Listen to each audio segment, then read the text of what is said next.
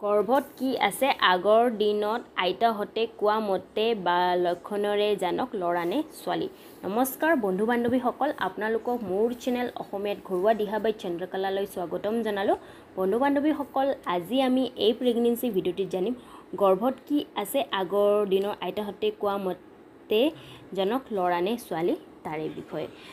বন্ধু বান্ধৱীসকল, ভিডিঅ'টি আৰম্ভ কৰাৰ আগতে যদি আপোনালোকে এতিয়ালৈকে মোৰ চেনেলটো ছাবস্ক্ৰাইব কৰা নাই, প্লিজ ভিডিঅ'টি তলত যি ৰেড কালাৰ ছাবস্ক্ৰাইব বাটন আছে প্ৰেছ কৰিব আৰু যদি আপোনালোকক মোৰ ভিডিঅ'টি ভাল লাগে তেন্তে এটা লাইক কৰিব। আহক তেন্তে ভিডিঅ'টি আমি আৰম্ভ কৰোঁ। বন্ধু বান্ধৱীসকল, আজি মই আগৰ দিনৰ আইতাহঁতে কোৱা মতে গৰ্ভৱতী মহিলাক চাই দিছিল যে গৰ্ভত কি আছে ল'ৰা নে ছোৱালী তাৰে বিষয়ে ক'ম। লগতে আপোনালোকেও আইতাহঁতে কোৱা কথা বা লক্ষণেৰে জানিব পাৰে যে গৰ্ভত কি আছে ল'ৰা নে ছোৱালী। বন্ধু বান্ধৱীসকল, এই লক্ষণবোৰ প্ৰাচীন সময়ৰ পৰা মনা হৈছে, কিন্তু ইয়াৰ কোনো বৈজ্ঞানিক আধাৰ নাই। এজনী গৰ্ভৱতী মহিলাৰ জনাৰ যিটো উৎসুকতা, সেই উৎসুকতাক চাই কিনেহে এই ভিডিঅ'টি বনোৱা হৈছে বা প্ৰস্তুত কৰা হৈছে।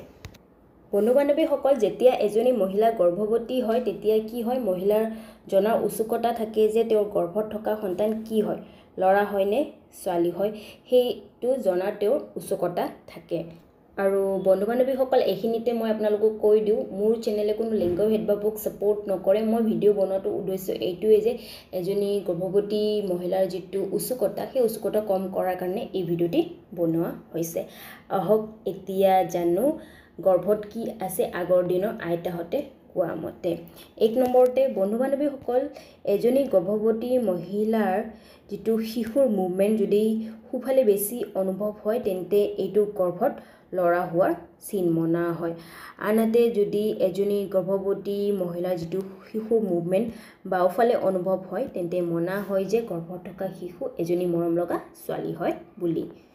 দ্বিতীয়তে বন্ধু বান্ধৱীসকল, যদি এজনী গৰ্ভৱতী মহিলাৰ গৰ্ভাৱস্থাৰ সময়ছোৱাত বেছিকৈ এলোৱা ভাৱ বা এলাহ লাগি থাকে তেন্তে মনা হয় যে গৰ্ভত থকা সন্তান এজনী ছোৱালী হয় বুলি। আনহাতে যদি এজনী গৰ্ভৱতী মহিলাই গৰ্ভাৱস্থাৰ সময়ছোৱাত এলেহুৱা নালাগে, তেওঁ সদায় ফ্ৰেছ ফিল অনুভৱ কৰে তেন্তে মনা হয় যে গৰ্ভত থকা সন্তান এজন ল'ৰা হয় বুলি।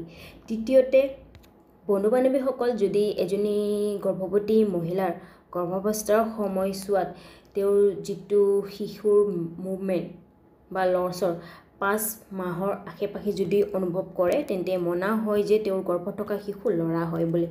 আনহাতে যদি এজনী গৰ্ভৱতী মহিলাই যিটো শিশুৰ লৰচৰ 4 মাহৰ ভিতৰতে যদি গম পায় তেন্তে মনা হয় যে গৰ্ভত থকা সন্তান ছোৱালী হয়, কাৰণ গৰ্ভত ল'ৰা সন্তানতকৈ ছোৱালী সন্তান বেছি এক্টিভ থাকে। চতুৰ্থতে যদি গৰ্ভাৱস্থাৰ সময়ছোৱাত এজনী গৰ্ভৱতী মহিলাৰ যিটো পেটৰ আশে পাশে যদি চৰ্বি বেছিকৈ হৈছে তেন্তে মনা হয় যে গৰ্ভত থকা সন্তান এজনী মৰম লগা ছোৱালী হয় বুলি। আনহাতে যদি গৰ্ভাৱস্থাৰ সময়ছোৱাত যদি এজনী গৰ্ভৱতী মহিলাৰ ইমান চৰ্বি বঢ়া নাই তেন্তে মনা হয় গৰ্ভত থকা সন্তান এজন ল'ৰা হয় বুলি।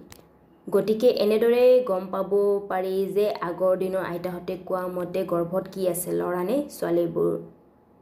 গতিকে এনেদৰে গম পাব পাৰি যে আগৰ দিনৰ আইতাহঁতে কোৱা মতে গৰ্ভত কি আছে ল'ৰা নে ছোৱালী। গতিকে আপোনালোকক মোৰ ভিডিঅ'টি কেনেকুৱা লাগিল কমেণ্ট কৰি জনাব, বা আগলৈ কিবা বিষয়ে জানিব বিচাৰিছে তেতিয়াও মোক কমেণ্ট কৰি জনাব। ঠিক আছে, ধন্যবাদ।